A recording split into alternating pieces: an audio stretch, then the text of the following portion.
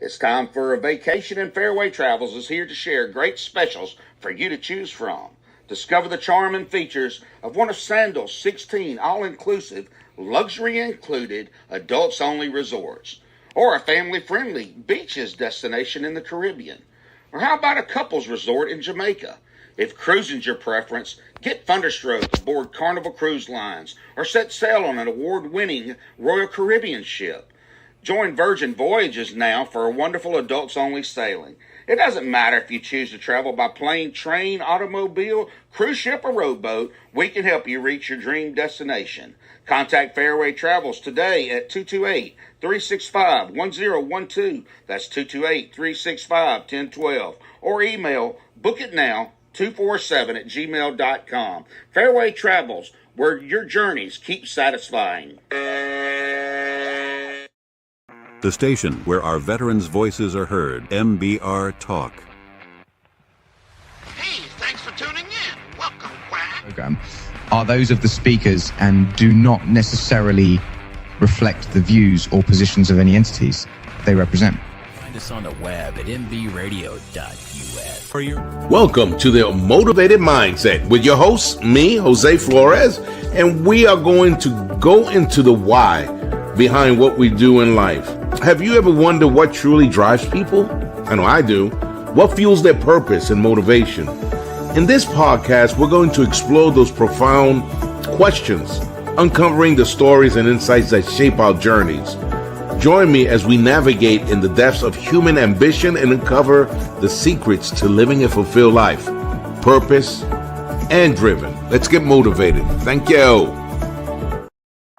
¿Qué pasa, mi gente? Welcome to the Motivated Mindset. I'm your host, Jose Flores, proud Latino, born in New York City, straight out of the Bronx, raised in Brooklyn. That New York flavor, that hustle, that grit, it shaped me, built me, and still drive me. How you doing? Look, I'm a combat veteran who served 30 years in the United States Army.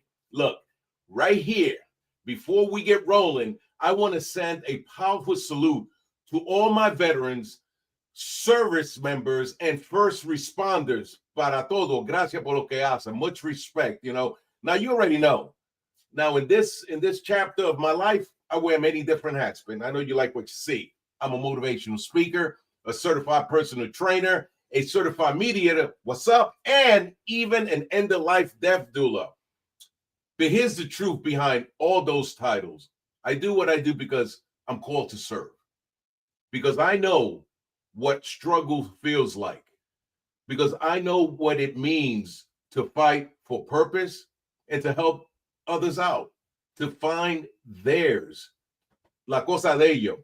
Todo el día, every day, my mission is simple: to inspire, to uplift, to challenge, to be a reminder that no matter where you start, you can always define your life with heart, discipline, faith, and relentless drive. That's why this podcast exists, The Motivated Mindset. This is where we talk about resilience, we talk about culture, we talk about optimism, discipline, and the courage it takes to keep pushing when life swings hard. You know what? We keep it real. Duro, New York City, real, straight talk, Bronx humor, ¿qué pasa? You know what I'm saying? Zero sugarcoating. You're gonna laugh, you're gonna reflect, you're gonna get fired up, even shed a tear. But one thing I promise, that you will leave más fuerte than when you press that play button, because this isn't just motivation. This is a transformation. Now, let's talk about today's guest. ¿Qué pasa, amigo? Today, we're bringing on someone who embodies precision, passion, purpose, a man who turned his craft into a culture, Mr. Nathan Rios-Colon, the founder of Rios Cuts. Rios Cuts isn't just a barbershop. Mi gente, it is a statement. It's a lifestyle, a bold fusion of refined technique, fearless style, and of course, pure grit. Nathan brings the eye of an artist and the hands of a craftsman, delivering haircuts that aren't just, como se dice, clean, but powerful, sharp, confident, built for a generation that moves with purpose. This brother right here transformed clippers into a vehicle for cultura, culture, identity, and empowerment. Wow. And today we're about to dive into his journey, his vision, and the mindset behind building a brand that speaks louder than palabra.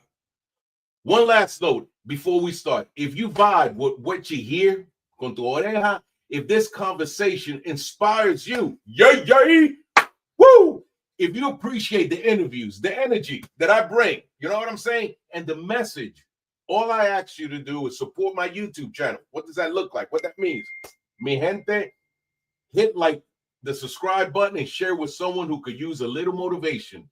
Your support helps me keep bringing powerful guests, meaningful conversation, and purpose-driven content straight to you. All right, familia, let's get into it. Because you know what? This is the motivated mindset. Give me a moment because we're going to bring them in. Whoo! The interview of the week is brought to you by Jersey Mike's, a sub above. Right. Hey, welcome to the show, Nathan. Thank you for having me. Man, we're glad to have you here. I'm already getting questions. Am I getting questions already? What is up with that? So it's all good. It's all good. So, hey, I always take it. There we go. So, hey, man, one of the things, of course, where we start with the show, people want to know who you are, quién tú eres, what's going on. Let's take it off, my man. What we got, my brother? Man, I'm just a little guy, just born in Ponce, Puerto Rico, in a little campo side of the pueblito, you know. And after that, I moved to Miami, and now I'm living here in the DMV. I'm just I'm an artist. That's what when people say, "Who am I?" I'm an artist. Yeah. I've been drawing my whole life, and I took that onto cutting hair. Man, that's stupendous. So let me tell you, what now you grew up in which borough? You grew up in Puerto Rico. In Puerto Rico? Oh, I was born in Puerto Rico, and I moved to Miami like after that. Miami. Okay, Miami. Okay, all right. And how old were you there? How long did you stay in Miami? I stayed there for like 9 years, and then I moved up to the DMV. Been living outside the outskirts of DC and PD for about 16, 17 years. Okay, all right. And when did you, growing up, when did you start thinking, hey, I want to do something different than what everybody else is doing? I feel like I've always had that feeling. Okay. But the thing is, I didn't know what I wanted to do.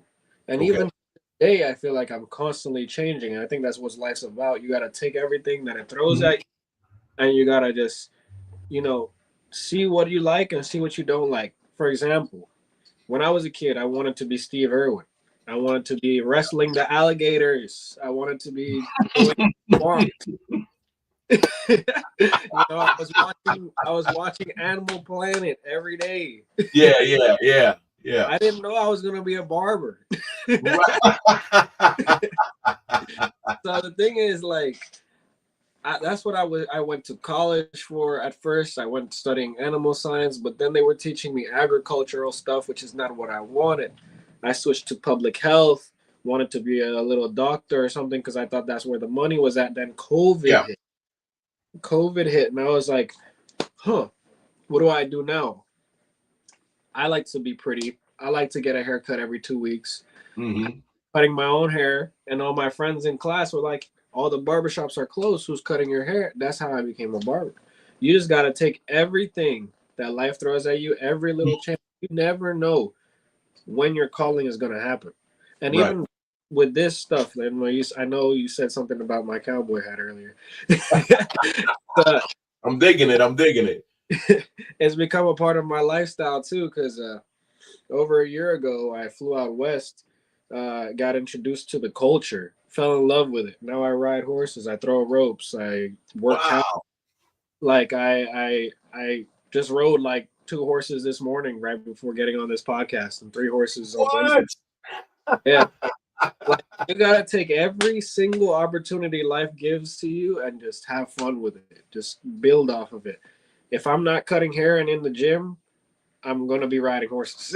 Let me tell you something. I'm from Brooklyn, New York, right? I'll never forget one time my dad took me to Coney Island and he put me on a donkey and that thing almost bit me. Ever since then, bro, I was like, oh no. So I haven't got on a horse because of that. I've been like gun shy to that. So I'm proud of you. You can do that. But I broke my arm over the summer on a horse. Yeah. You know what I did? I just went. I I got back on another horse a month later. That's So not gonna stop what is me. that like? What does it do for you, man, when you ride a horse? Like, what is it about riding a horse that you like? I feel like that hobby, which is now part of my lifestyle, has brought me Yeah. so much peace and maturity.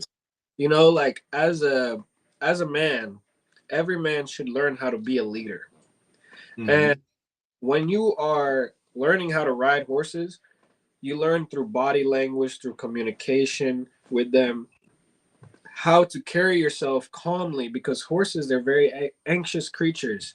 They like Okay. very stuff. So like you have to keep your energy low no matter what happened. Even if you're in the scariest situation, you need to take a deep breath and think about the situation logically and lead your horse to where it needs to be because it won't listen to you if you're not a leader. So without this, I wouldn't have become as confident.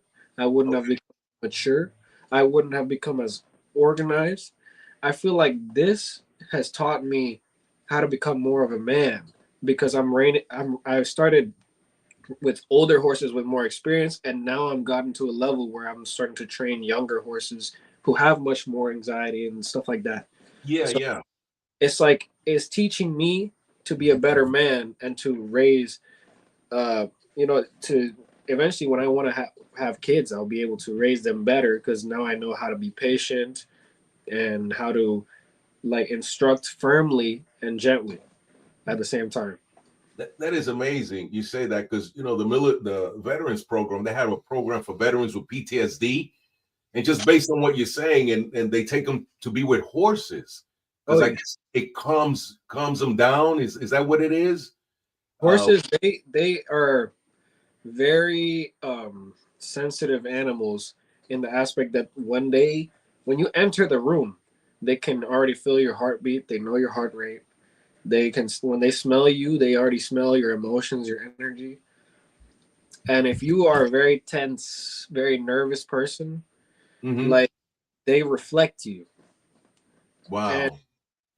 so like the first thing you do when you meet a horse, I don't look them straight in the eye. I just like kind of approach shoulders low, like not tense, relax. I slowly put my hand up. I let them smell my hand so they can feel my energy. Because if they don't know me, they don't know who I am. You know, like they're nervous. And so Mm. when they read that energy, and like they begin to reflect it, and it does calm you down. It really does. It's a bond, especially when you guys are in sync together and you see the horse trusts you and listens to you. It's a feeling like no other. It's like time flies when time flies. I don't even look at my phone. That's saying something because I'm a phone addict. Right. Yeah, I'm No, a phone addict. So it's like I that's saying something. If you can get me off the phone for hours at a time, then there's something there. wow. No. That's what you just said is amazing. So this will be good for like young people. Even Yeah, it's good for everybody. I feel like yeah.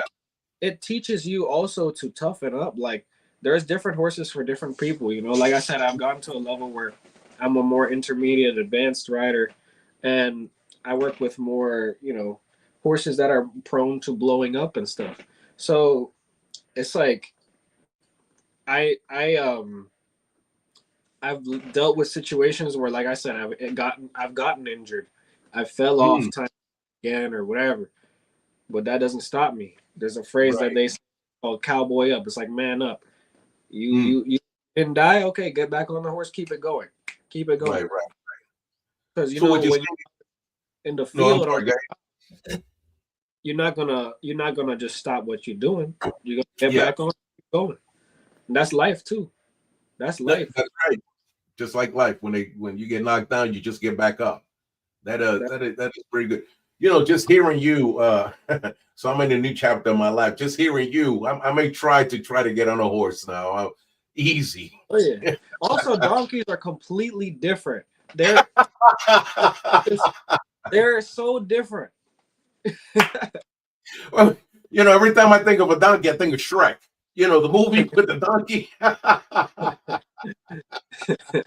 Who No, was the but I guy mean, who played the donkey again? He was funny.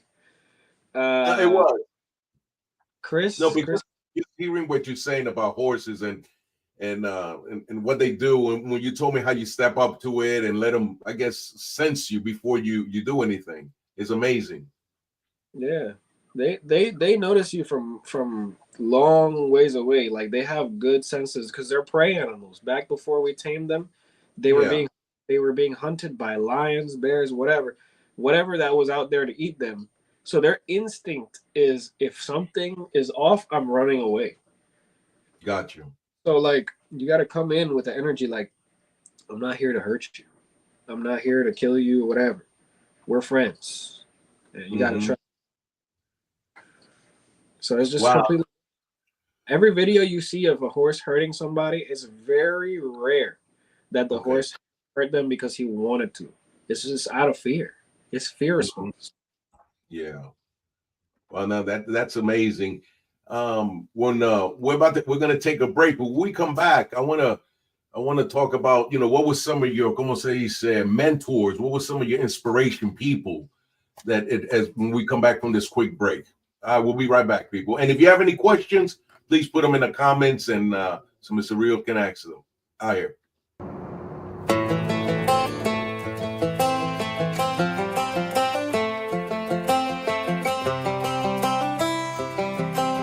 How long is the break? It's the guts and it's the glory. 100 stripes, 100 stories.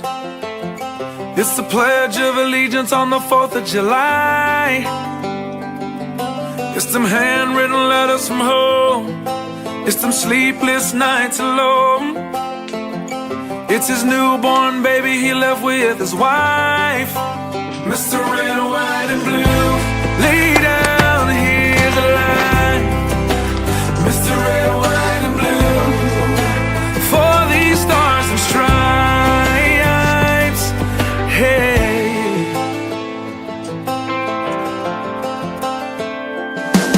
from the fields of Indiana to the swamps of Louisiana, to the golden coast of California, Uncle Sam's the only family he's got.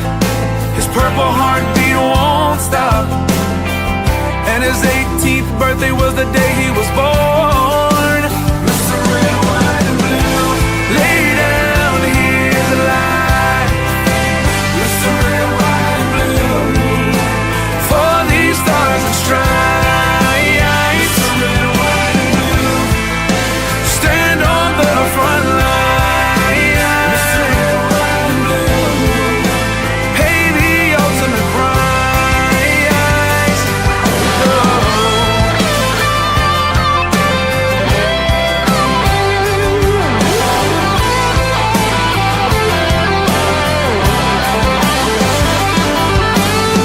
He was the man of the house when he was born. His family is proud but torn. But if you knew him, you would understand. He was raised on how to be brave, just to see the flag still wave. And then he came home with only one hand. 'Cause Mr. Red, White, and Blue, lay down here to lie. Mr. Red, White, and Blue, for these stars and stripes. Mr. Red, White, and Blue, stand on these front lines. Mr. Red, White, and Blue, he'll pay the ultimate price. Mr. Red, White, and Blue, lay down his life. Mr. Red, White, and Blue, for these stars and stripes. March in line, march in line. Hey, hey.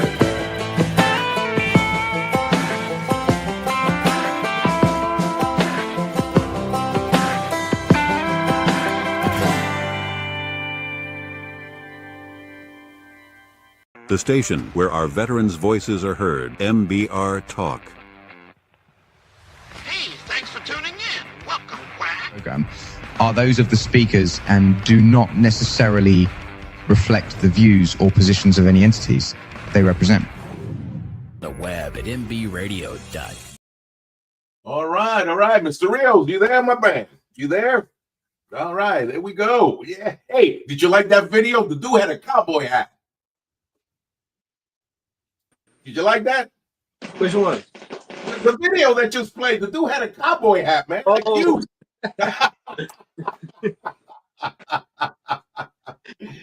Yeah, bro. I was like, oh, I gotta find something for my man here. No, that's one of my favorite songs, by the way. I love playing that song. But we have a couple of questions, but I wanted to ask you, what was one of your, did you have any mentors in your life? A lot. Can you talk about any of them, that kind of helped you along your way and get you where you're at if you want, I've had a lot of mentors for each stage in my life, honestly. But I was biggest inspiration, obviously, is my mother. Okay. Obviously, I feel like, parents are your first mentors. Mm-hmm. And my mother, she come from not much in Puerto Rico, and she didn't have, but she worked so hard to get where she's at. And the things she's been through, it's like, I've been through some stuff, but it makes me feel like a softie, honestly. I'm like, wow, like I can never complain about anything that I've ever been through, because at the end of the day, like she was the one who's given me the opportunity, even to where I'm at right now. Like if it wasn't for my mom, I wouldn't be cutting hair in this space. Mm. And I wouldn't have made the money that I've made. I wouldn't have graduated college. I wouldn't have been given the opportunity to been sent to a private school, even though she worked so hard and used up so much of her money to get me there. She just wanted the best. So that was one of my biggest mentors in my life.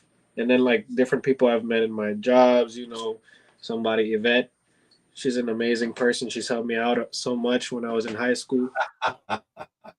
Like great heart. And then there's every trainer that I've had when it comes to coaches or for art, people who taught me how to help me teach how to cut hair, people who've helped me even right now with riding horses. Yeah. Like all of these people have played crucial roles in my growth. Mm-hmm. I feel like every person is sent to you for a reason, for whatever stage of life you're in. Even if it's for 2 days, 1 day, 3 hours, 2 years, 5 years, that person was there for a reason, and you learn something from it. Absolutely. That's a lot of good stuff. Absolutely. Yvette texts me and she gives me, so she said Nathan was one of my summer interns. I'm so proud of him and what he has accomplished. So yeah, that's Yvette. She's a stupendous woman. I love her very much. And we have a question from somebody that says, somebody from LinkedIn said, do you have a memorable client story that always sticks with you? Memorable client story. All my clients are amazing people. I have like a lot of great stories. And the thing is, like, what I like about my clients is that I went to school with a lot of them. So it's like, since we're all around the same age range, a lot of we meet outside the barbershop. Like today, I'm going to go cut somebody's hair and then we're going to go hit the gym together. Okay.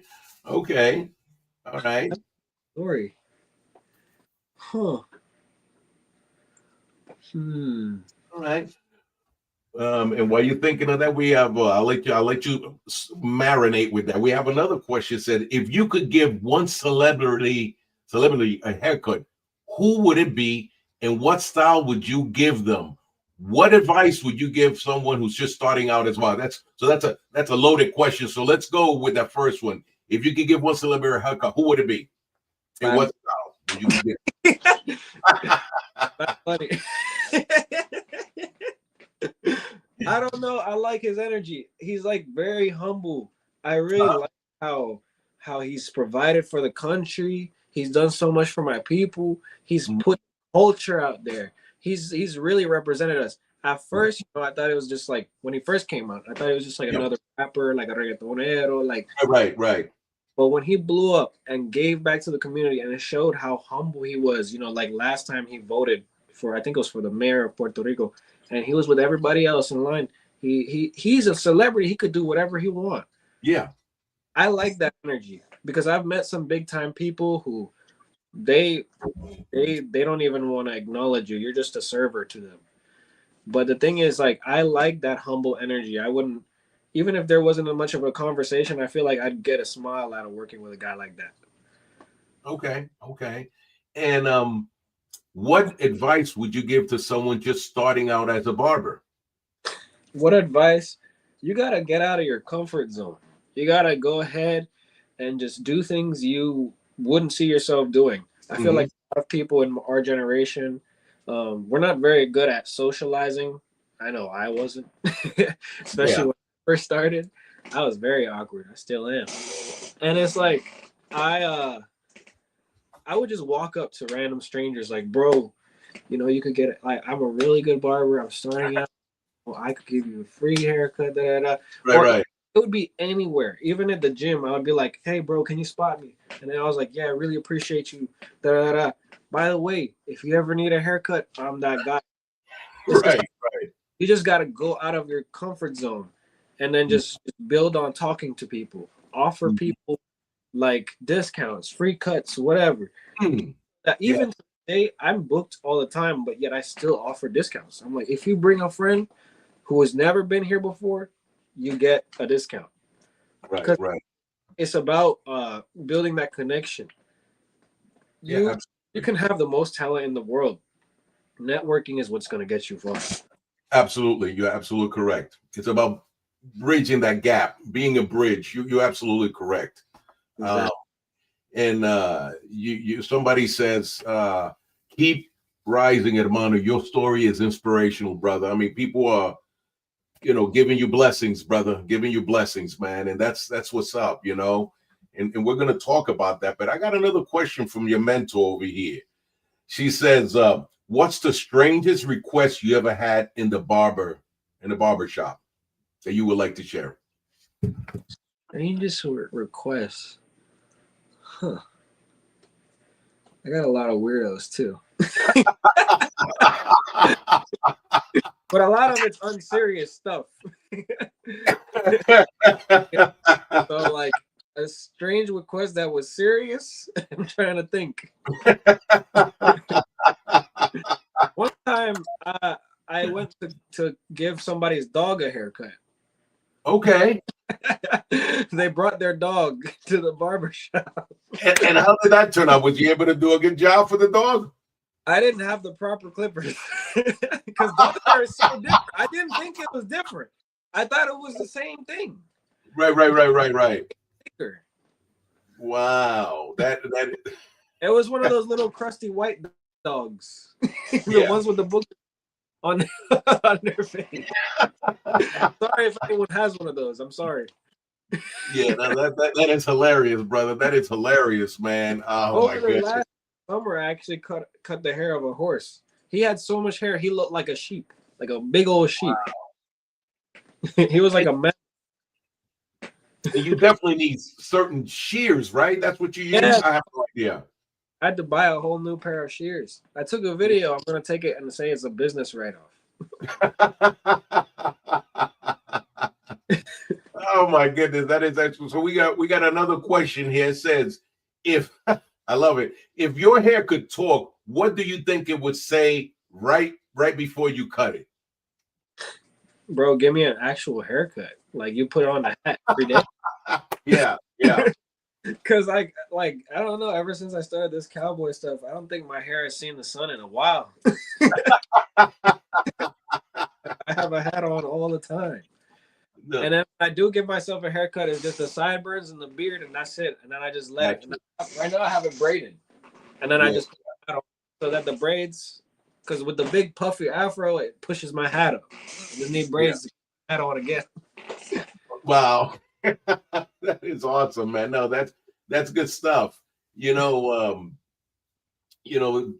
think you've taken it to another level. People say some barber would say, hey, cutting hair is cutting hair, but you take it to another level. What does it mean for you when you're able to have somebody sit down and you're able to see what you started and what it ends like, and once you're done? Sometimes I surprise myself.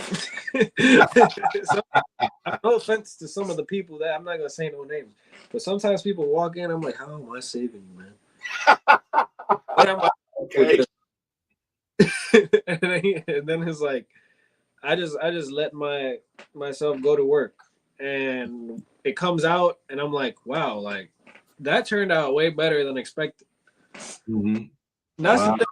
One thing I will say barbering has taught me to do is to be calm under pressure too. Because there's times where I was like I said, I don't know what to do with this. I heard people like their hairline is receding up to here. I'm like, well, you have no hair. How am I supposed to save you? They don't come in like this, right? I have some clients that are bald. Bald. That's it, bro. They still come. It's like shave the 3 hairs that's on my head.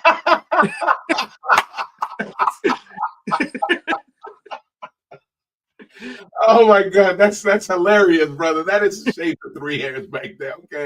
Okay.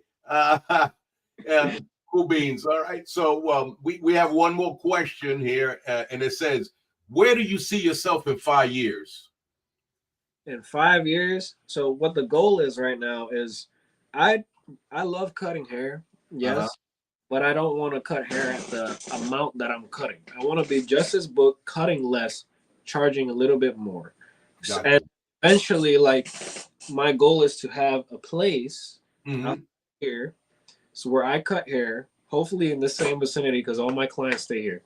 Right. And also own a barbershop where I have employees that pay booth rent on a regular basis.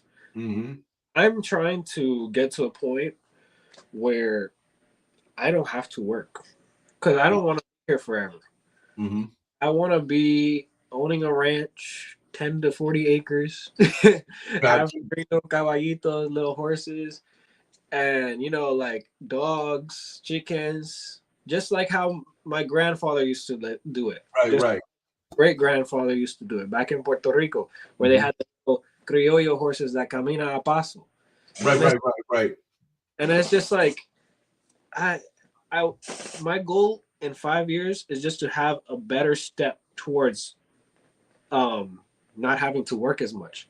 Because even right now, I'm grateful that I have more time than I did when I first started cutting, because I used to work every single day, 12 hours a day.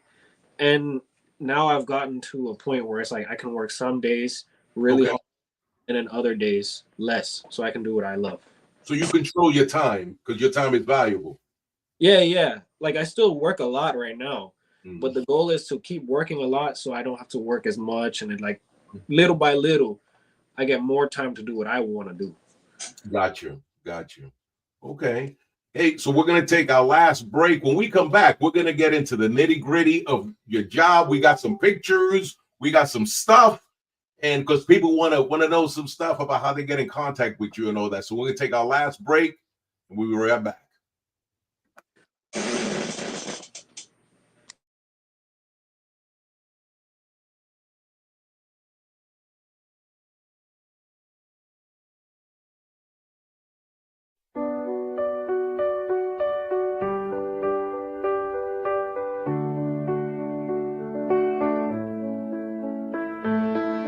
Whatever happened to the brave young soldier? He was a good friend of mine. They say as he died, he never once cried, lying with his brothers there by his side. At 19 years old, he was sent off to war, not really sure what he was fighting for. So he fights for what's behind him and his brothers beside him. Together they'll weather the storm. 9 long months later and he's still alive, fought several long battles you shouldn't have survived. Then the IED exploded as the ambush unfolded. He laid there bleeding as his brothers all died. Whatever happened to the brave young soldier? He was a good friend of mine. They say as he died, he never once cried, lying with his brothers there by his side.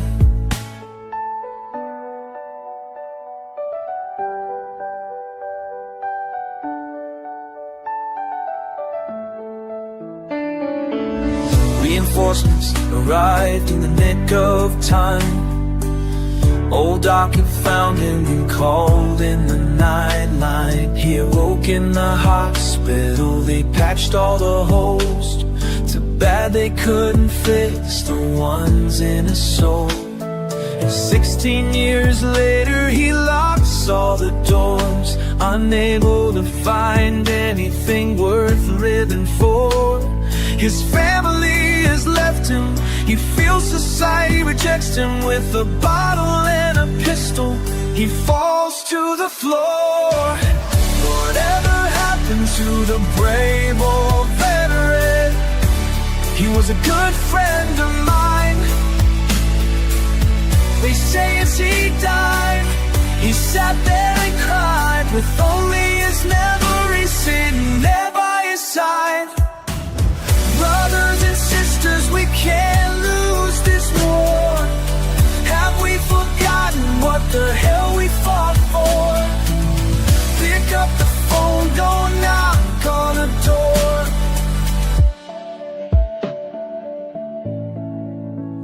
22 too many, we must carry on, fighting these battles until they are won.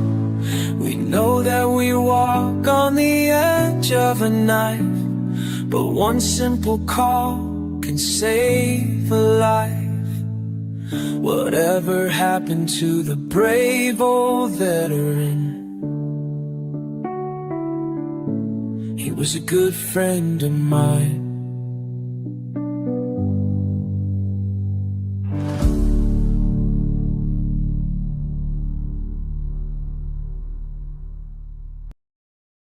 The station where our veterans' voices are heard. MBR Talk.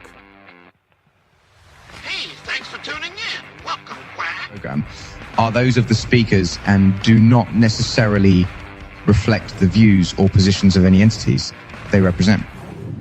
The web at mbradio.com. My man, welcome back. Welcome back, mi gente. Welcome back to MBR. This is stupendous. My brother Rios, you are dropping some golden nuggets, man. You are stupendous, as I would say. But hey, we want to get into what you do, your business, and you want me to bring up some pictures? We're ready for the pictures, and so they can see your work. You ready for that? The show. All right, and you can talk about it. Here we go. Let's see. You bring that up. Hopefully it shows up. I'm trying, and we got some issues here, but we're gonna work it out. Oh, I know why. Okay, Jose, get your stuff together. Get your stuff together, and we're gonna get it. Here we go. Aha. All right, brother. It's all yours, and you tell me what we got here.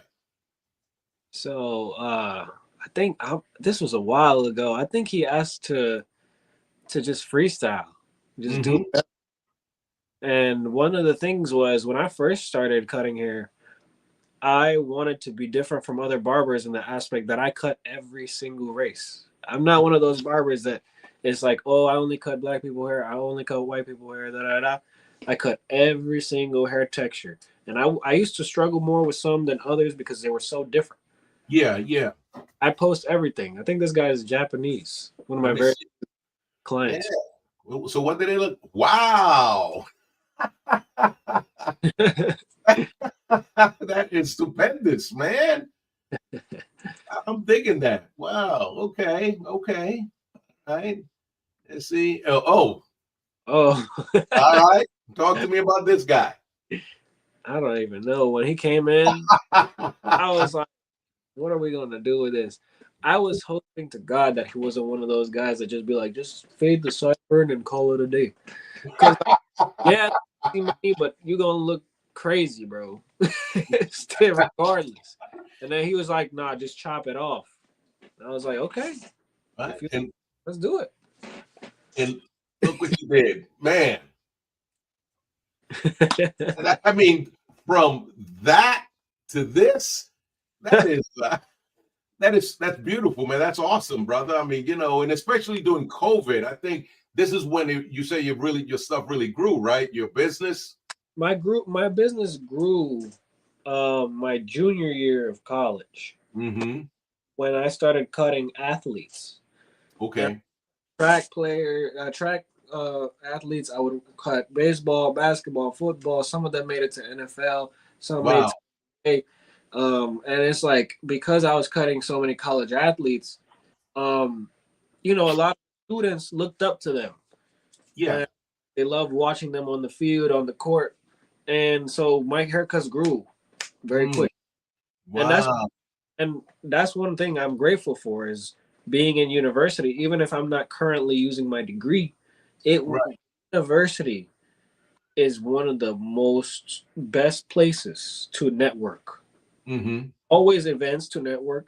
You're always going to be meeting people who are young professionals who have potential to be something better. Yeah. Whether athletes or entrepreneurs or what engineers.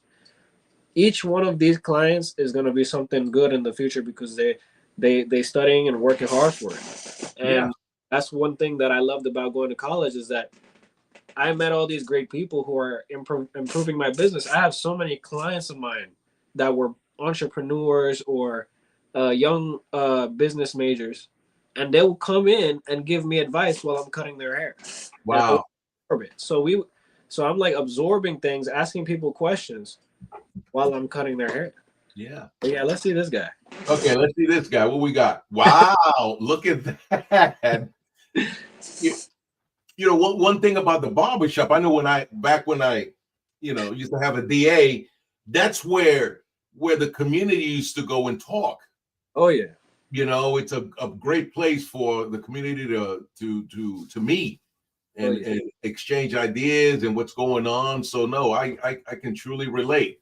That's changed so much though, because like this generation and because of COVID and like online booking, there's only one person in a barbershop at a time. Right. Okay. And like want to be in and out because it's a very quick, fast-paced culture here, especially here in DC, the city. Not a lot of people do talking. So I feel like I try at least if the client is open for it to keep that culture alive, like getting people sharing opinions, disagreements, whatever. And it's like, but it's still, it's not gonna ever be the true same as it was back then. I miss those days. Yeah. The barbershop was like a man's space where everybody would come together.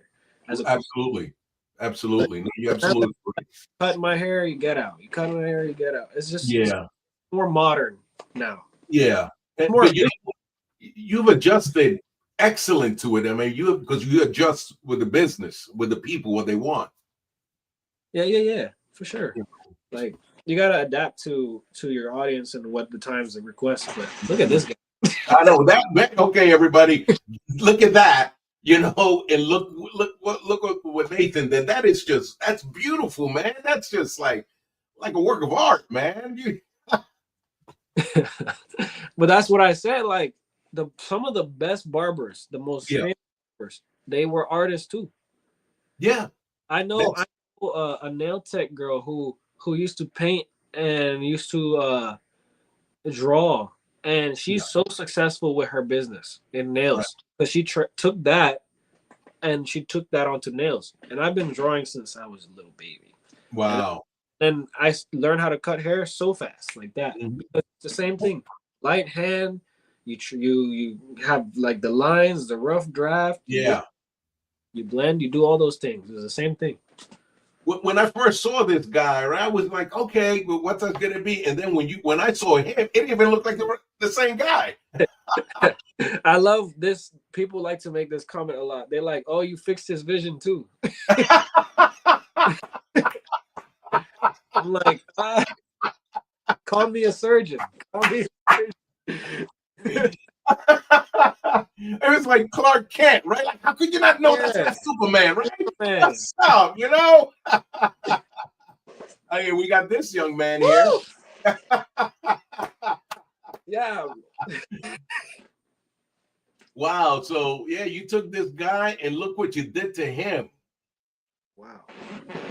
That was stupendous, man. You know, I think, let me see. Yeah. Oh, talk to me about this one. That's one of the guys I met at the gym. I remember he used to give me advice on like what protein supplements to take, everything like that. Yeah. This guy, you can't see it under his sweater, but he's a big guy. Yeah. Wow. And then from this to bam, like what? There are some clients, as a guy who gets a cut every week, every other 2 weeks, you know, I don't understand how people go over a year without a haircut. Over a year. Wow. Yes. Like some of my clients that you see there, they get a haircut. These transformations are so big because they only get a haircut once a year, twice a year. Right. And I'm like, how do they do it? Yeah, no. But I mean, good content. Yep. Yeah, and team, hey, family, and this is how you can get a hold of him. I'll bring up this slide again, but this is how you can get a hold of him. But you know, we're gonna go to one more slide here, and then I'll let Mr. Rio. I'll take this off. I'll put this back up, and let's talk about this. What are you doing here? What we got going on? I was giving this man's a low taper. Okay. But we were just cracking jokes. I think I've been cutting that guy's hair for like 3-4 years now.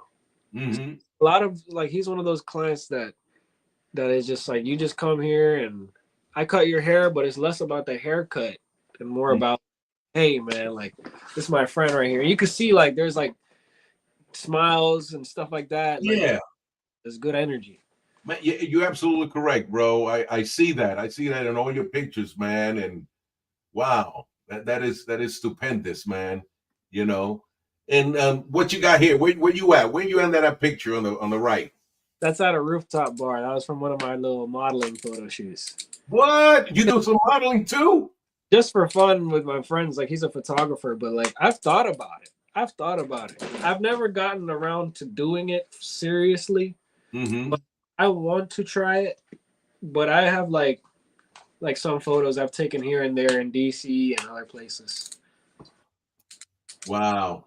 And as I'm looking at the comments, one of them, you know, somebody said they love the before and after, you know, and I got a question from your mentor right here. I gotta look it up because she be killing my phone, bro. I gotta always keep it charged, but I love it.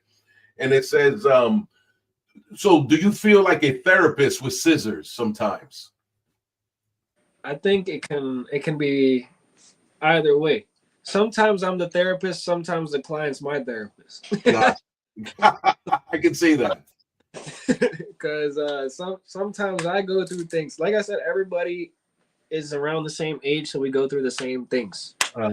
Like a lot of the people, they'll come to me asking for advice about how they handle certain things or how I do things. I might go to them and ask them the same thing. So it's like it can vary. It can vary. Like I'm always there for my clients, and clients are always there for me. That's amazing. So, you know, since we're talking about clients, I got a number out there, but you know, how can people get in contact with you? I have the number, and do they call? Do they email? What's the best way if somebody wanted to come see you and get a haircut? A text or a DM. So Instagram DMs. I usually get to that within the first or a few days. My number is right there. Usually you can send a text. Usually, because I get so many scam calls. I bet. Number. If the number is unknown, the phone automatically sends it away from me. So you have to send me a text for me to know you're an actual person. Gotcha. And you've been in this industry for a minute. What do you see anything major happening in the future with the way hair is cut? And you know, since we're talking about AI, does that ever come into play as we move forward? Or is this will always be a human being doing this?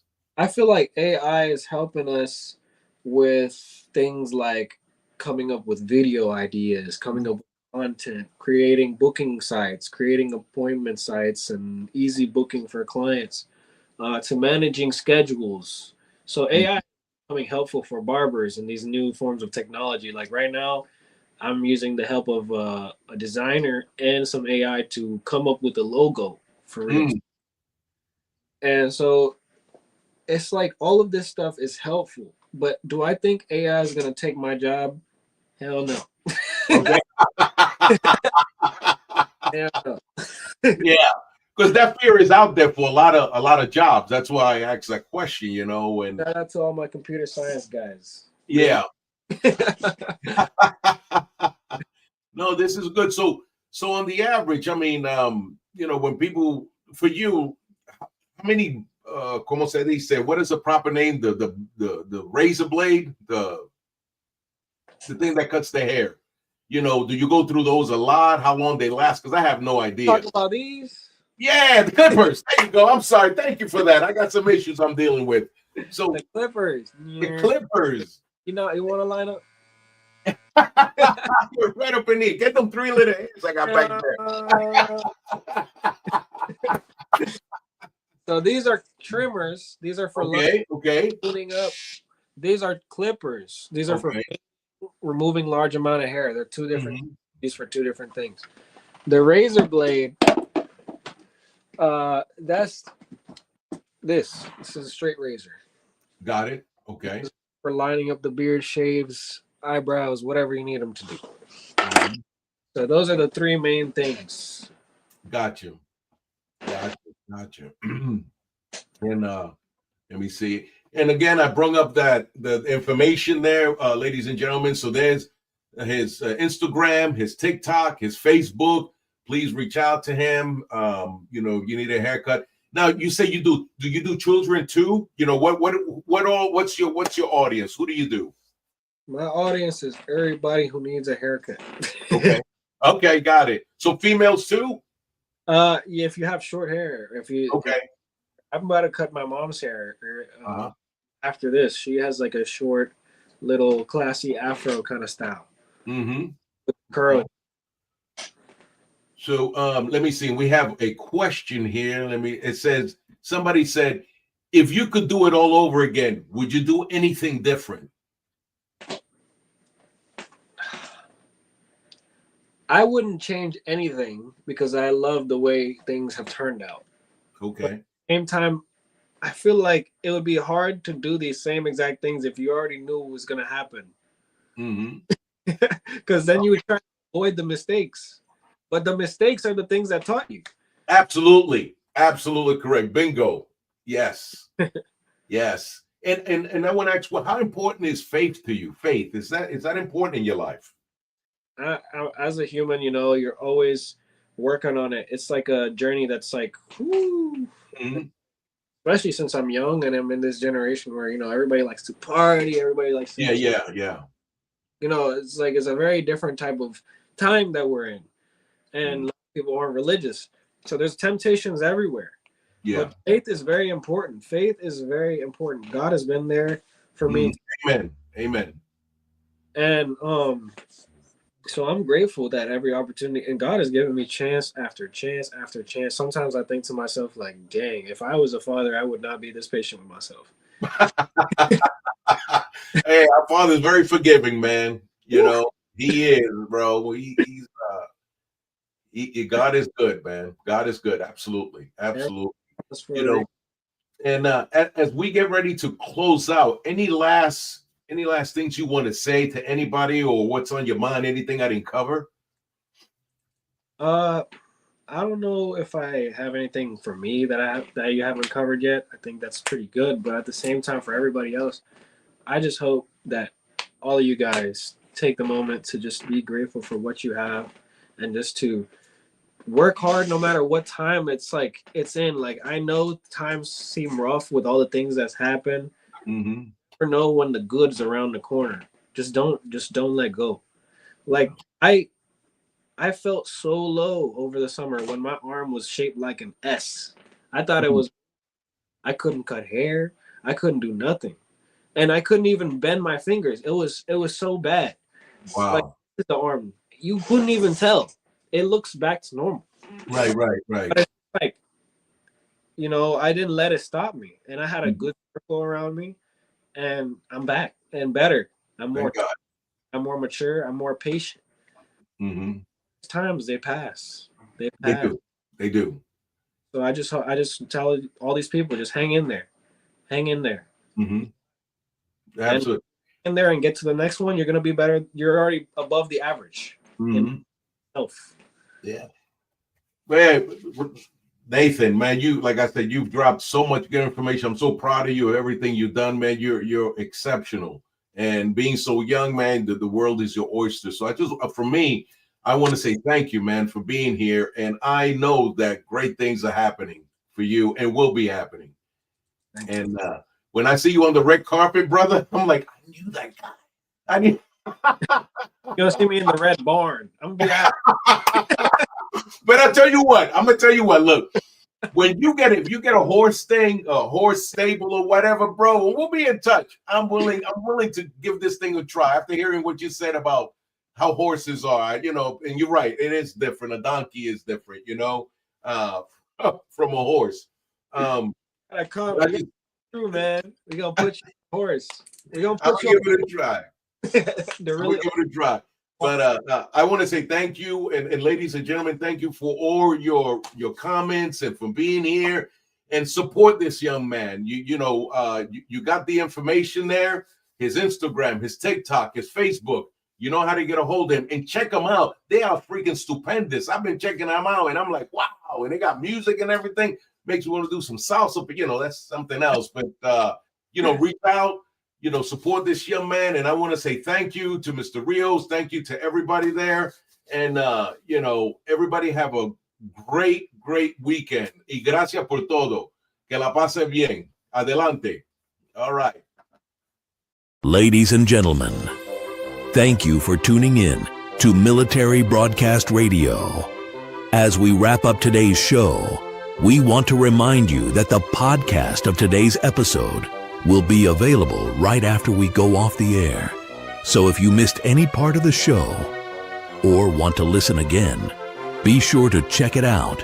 And remember, we're here to support and honor our veterans. Your stories and experiences matter, and we are committed to giving you a platform to share them.